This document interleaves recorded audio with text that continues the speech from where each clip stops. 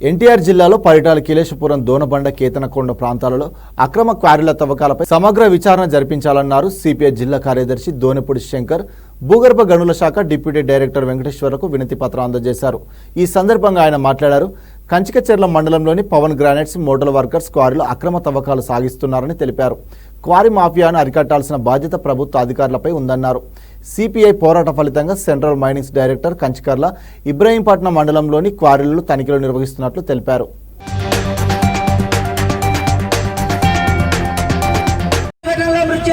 కుటుంబాలకు 50 లక్షల నష్టపరిహారాన్ని వెంటనే పోరాడతాం బాధితులకు న్యాయం జరిగేంత వరకు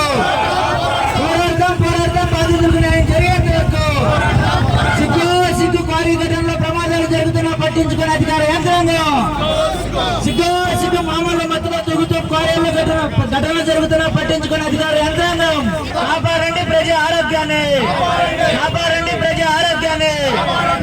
నియంత్రించాలి. కొండపల్లి పారిశ్రామిక కాలుష్యాన్ని నియంత్రించాలి. ఇబ్రహీంపట్నం కొండపల్లి ప్రాంతాల్లో జరుగుతున్నటువంటి పారిశ్రామిక కాలుష్యాన్ని నియంత్రించాలి. వీటిపిఎస్ లో జరుగుతున్నటువంటి కాలుష్యాన్ని పోరాడతాం ప్రజా ఆరోగ్యాన్ని కాపాడేంత వరకు పోరాడతాం కాలుష్యాన్ని నియంత్రించేంత వరకు పోరాడతాం క్వారీల అక్రమ తవ్వకాలు నిలిపివేసేంత వరకు పోరాడతాం బాధ్యులకు న్యాయం చేసేంత వరకు వర్ధిల్లాలి భారత కమ్యూనిస్ట్ పార్టీ